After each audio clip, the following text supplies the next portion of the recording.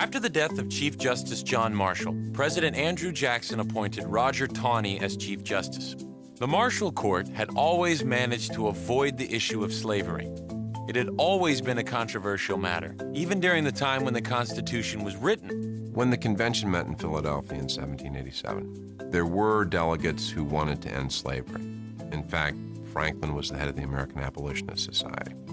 Abolishing slavery is a non-starter because the southern states, the slave-holding states, are not going to accept the Constitution if it abolishes slavery. So what happens is that there are three essential compromises that go into the Constitution, and these are embedded in constitutional clauses. What they did is that they provided in various places in the Constitution some acknowledgement of slavery, but they never said the word slavery in the Constitution. There actually were a number of things that kind of fed into the compromises. As you can imagine, being drafters, everybody's got different opinions, so there had to be a lot of negotiation going forward.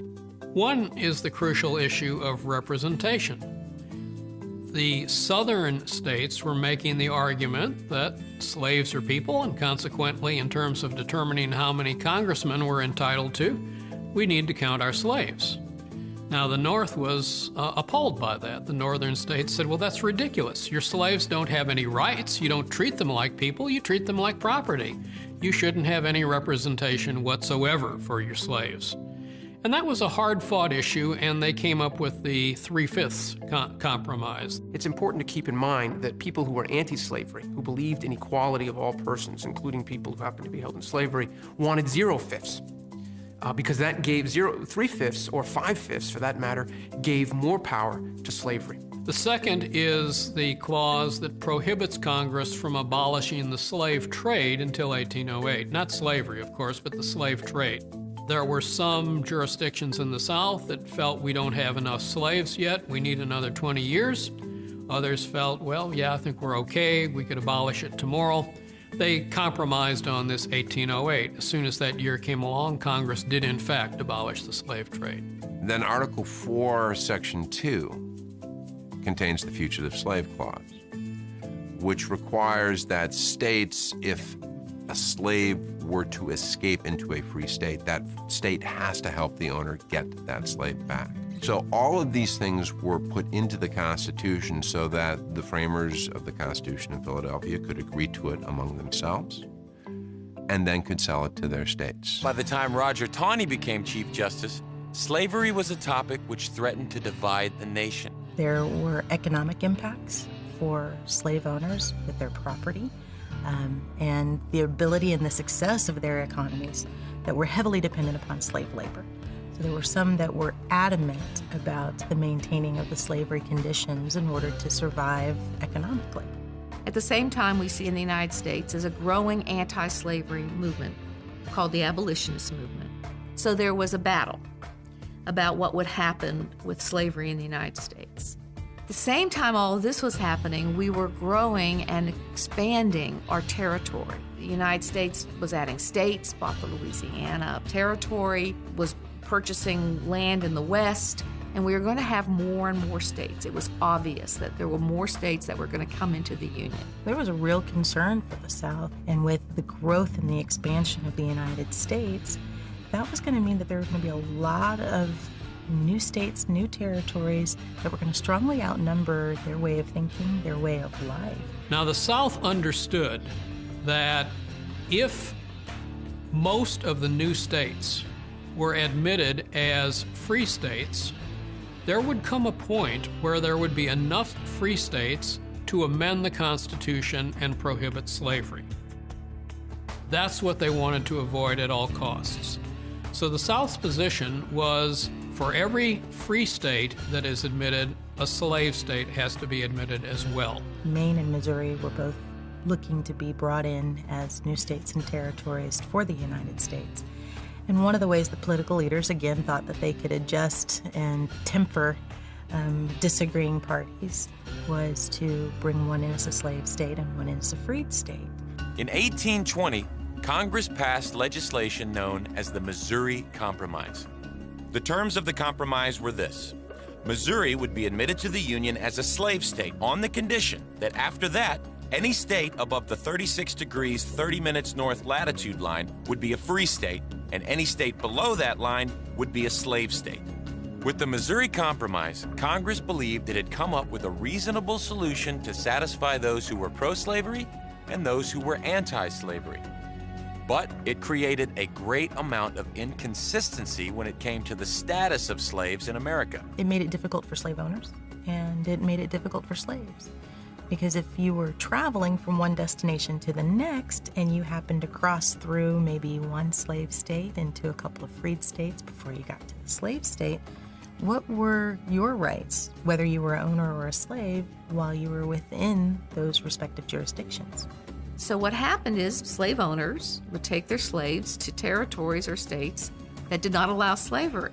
And there were lots of cases in the courts about slaves who then said, now I'm free.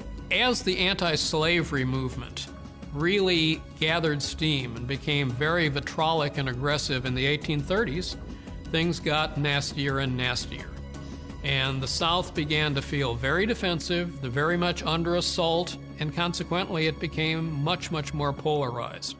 It was during this time of great national tension that for the first time, the Supreme Court would become involved in a case regarding slavery. The results would prove disastrous, both for the court and for the nation.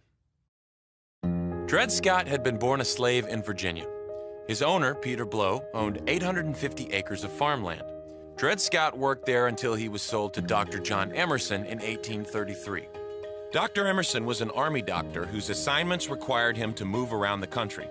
After Emerson purchased Dred Scott, the Army transferred him to Illinois, a free state. Emerson was then sent to Minnesota, which was free territory. It was here that Dred Scott met another slave named Harriet. They fell in love and were married sometime around 1837. But Emerson continued to move before finally moving back to the slave state of Missouri. Dr. Emerson died in 1843, and his widow, Irene, inherited Dred Scott along with Harriet and their children. Dred Scott tried to purchase his and his family's freedom for $300, but he was turned down. Soon, Scott sought legal help and brought his case to the Missouri courts. His argument was that because I lived as a free person in two different free jurisdictions, I'm free. I'm not a slave anymore. Missouri cannot re-enslave me. He and his attorney took this case into Missouri courts. They won the trial. The trial court said Dred Scott is free by virtue of the fact that he was in free territory under the Missouri Compromise of 1820. That decision was reversed on appeal in the Missouri state court system. Missouri state court said that under the law of Missouri, which is where Dred Scott is now, he is a slave, and that ends the question. By the time the case came to the Supreme Court, Irene Emerson had turned the matter over to her brother, John Sanford. Nobody really expected Dred Scott to win the case. 7 of the 9 judges had been appointed by Southern presidents, and 5, including Chief Justice Taney, had come from slave-owning families. The question of slavery in the territories had become such a problem that many politicians welcomed the idea of the Supreme Court tackling the issue and settling things once and for all. The case of Scott versus Sanford became about more than one man's freedom. It became about states' rights, the power of the federal government, and about the institution of slavery itself. Dred Scott did bring his suit for declaration of his freedom because he was a citizen, and all citizens have a right to bring their disputes and their claims into the courts. The court didn't see things that way. What the court says, through Chief Justice Taney's opinion, is that Dred Scott cannot be a citizen of the United States. No slave can be a citizen of the United States. In fact, no black person can be a citizen of the United States. And the reason for this is because he says the people who wrote the Constitution didn't consider African Americans to be citizens or ever capable of being citizens, that they were a subordinate race. The problem with Chief Justice Taney's argument is that it's simply not an accurate statement of history. The Founding Fathers generally held that the term all men are created equal meant all human beings and did not exclude those who happened to be of African blood.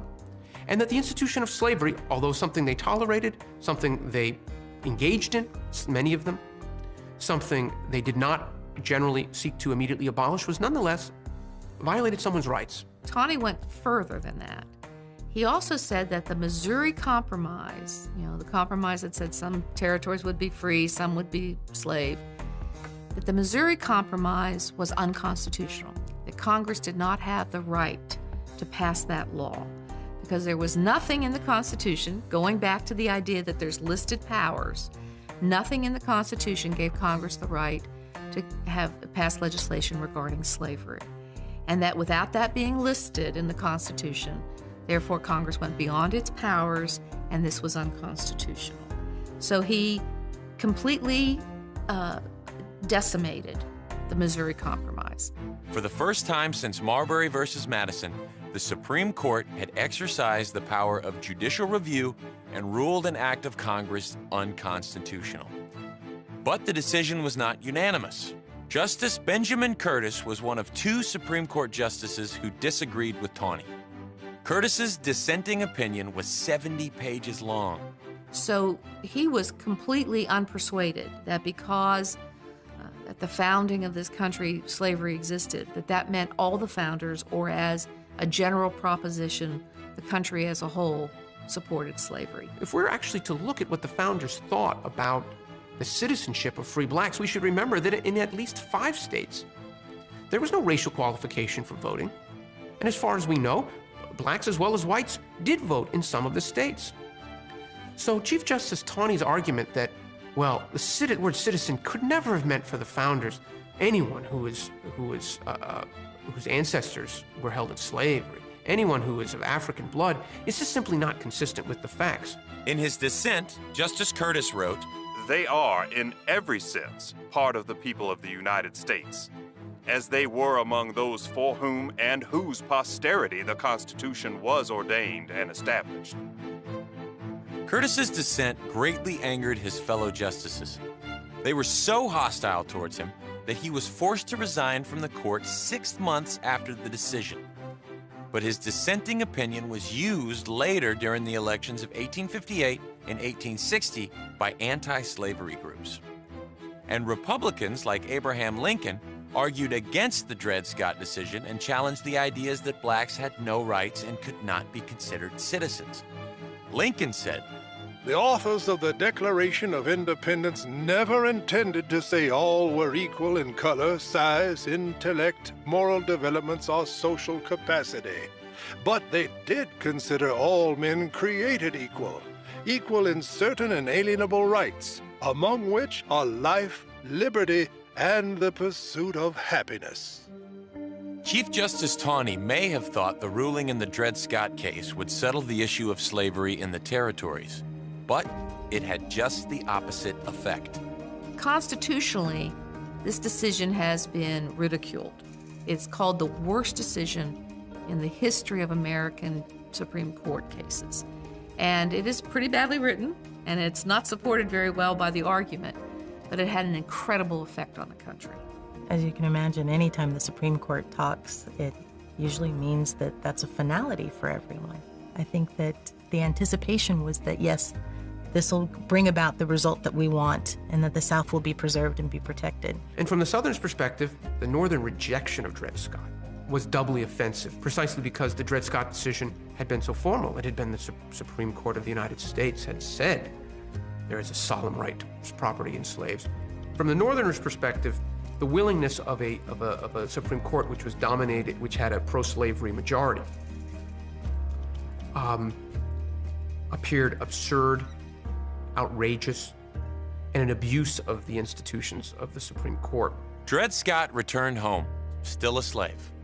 But the family of Scott's original owner, Peter Blow, had helped pay for his legal fees, and soon after the case, they purchased Scott and his family and set them free.